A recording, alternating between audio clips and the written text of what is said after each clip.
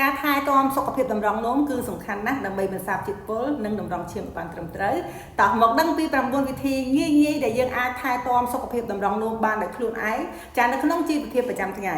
ទី1ផឹកទឹកឲ្យបានគ្រប់គ្រាន់ពី6ទៅ8កែវនៅក្នុងមួយថ្ងៃចាដើម្បីបង្ការជំងឺគ្រោះតម្រងនោមក៏ដូចជាបន្សាបអាការៈរលាកថ្លុកនោមប៉ុន្តែដោយឡែកបើសិនជាអ្នកកំពុងតែមានបញ្ហាតម្រងនោមហើយឬក៏មានបញ្ហាជំងឺបេះដូងចាគួរពិគ្រោះជាមួយវេជ្ជបណ្ឌិតឬក៏អ្នកដែលមានជំនាញច្បាស់លាស់សិនដើម្បីចាទូទាត់នៃការផឹកទឹកប្រចាំថ្ងៃ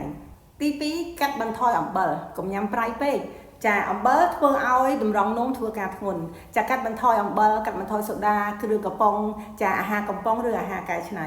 ទី3គួរតែបរិភោគអាហារណាដែលល្អសម្រាប់តម្រងនោមចាដូចជាផ្លែបៃតងស្វាយក្រូចបន្លែបៃតងចាប្រូតេអ៊ីនស្រាលចាក៏ដូចជាត្រីតៅហ៊ូជៀសវាងអាហារខ្លាញ់និងមានជាតិស្ករខ្លាំងទី4ចាកុំប្រើថ្នាំផ្សះឬថ្នាំបំបាត់ការចុកចាប់លើសកំណត់ឬក៏ច្រើនពេកចាប្រើតែពេលណាចាំបាច់ទៅបានហើយពីព្រោះពពួកថ្នាំអស់នេះចាពេលយើងប្រើច្រើនទៅបណ្ដាលធ្វើឲ្យមានបញ្ហាខូចតម្រងនោមទី5ឆ្លៀតហាត់ប្រាណឲ្យបាន30នាទីក្នុងមួយថ្ងៃចាដើម្បីឲ្យសម្ពាធឈាមថិតថេរកាត់បន្ថយខ្លាញ់និងជួយបញ្ចេញជាតិពុលបានល្អ6កុំផឹកជាតិអាល់កុលក៏ដូចជាជាតិពុលច្រើនចាជាតិអាល់កុលធ្វើឲ្យតម្រងនោមធ្វើការច្រើននិងបង្កើនហានិភ័យធ្វើឲ្យខូចតម្រងនោមទី7ពិនិត្យសម្ពាធឈាមនិងជាតិស្ករអ្នកដែលមានជំងឺទឹកនោមផ្អែមនិងសម្ពាធឈាមខ្ពស់ងាយខូចតម្រងនោមចាយើងអាចជ្រើសរើសវិធីពិនិត្យប្រចាំខែឬប្រចាំត្រីមាសអញ្ចឹងយើងអាសាពិនិត្យទៅចាទី8ចាគួរតែផឹកឱសថបុរាណចាឬក៏តែធម្មជាតិណាដែលបញ្ចុះជាតិពុលនិងលាងតម្រងនោមជាប្រចាំប៉ុន្តែត្រូវច្បាស់ថាជាឱសថបុរាណឬក៏តែធម្មជាតិណាដែលមានប្រភពច្បាស់លាស់ដល់វាអសានិតកម្មណាសូមសាច់កម្មមួយសិនបើខាងកេសរគោលវិញគឺយើងមានទឹករុក្ខជាតិចាយើងផលិតឡើងគឺសម្រាប់ព្យាបាលលាងតម្រងនោមនិងសុខភាពទូទៅហ្មងមិនបាច់ពិបាកផ្សំខ្លួនឯងឬក៏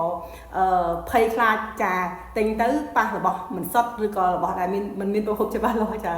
ទី9ត្រូវដឹងពីអាការៈចាខូចតម្រងនោមដំបូងចាដូចជានោមតិចជាងធម្មតានោមញឹកខុសធម្មតាចាហើមខ្លួនហើមដៃហើមជើងអាសាឈឺលីងចង្កេះក្រោយចុកអួរខាងក្រោមចាហើយនឹងបញ្ហាចុកសពុនដៃជើងនិយាយទៅឲ្យអាការៈដែលពាក់ព័ន្ធនឹងប្រព័ន្ធទឹកនោមចាអញ្ចឹងបើសិនជាយើងមានអាការៈពី1ទៅ2ចាយើងត្រូវតែទៅរកគ្រូពេទ្យជំនាញដើម្បីព្យាបាលឲ្យទាន់ពេលវេលាសម្រាប់កេសរគោលដូចគ្នាចាបើសិនជាបងប្អូនមានបញ្ហាប្រព័ន្ធទឹកនោមហើយអាចជ្រើសរើសថ្នាំគ្រាប់ជាប្រភេទថ្នាំព្យាបាលចាហើយសម្រាប់ថ្នាំដែលខ្ញុំបង្ហាញមិញហ្នឹងជាប្រភេទទឹករុក្ខជាតិសម្រាប់ថែទាំជាប្រចាំនិងការពារកុំឲ្យឈឺចាអញ្ចឹងបើសិនជាបងប្អូនមានបញ្ហាសុខភាពឬក៏មានចម្ងល់ពាក់ព័ន្ធនឹងប្រព័ន្ធទឹកនោមនិងប្រព័ន្ធបន្តពូជក៏ដូចជាចាបញ្ហាផ្សេងអាចឆាតចូល page ពីគ្រោះជំងឺជាមួយនាងខ្ញុំដែលគិតថ្លៃចានាងខ្ញុំលួនសាភ័ណ្ឌ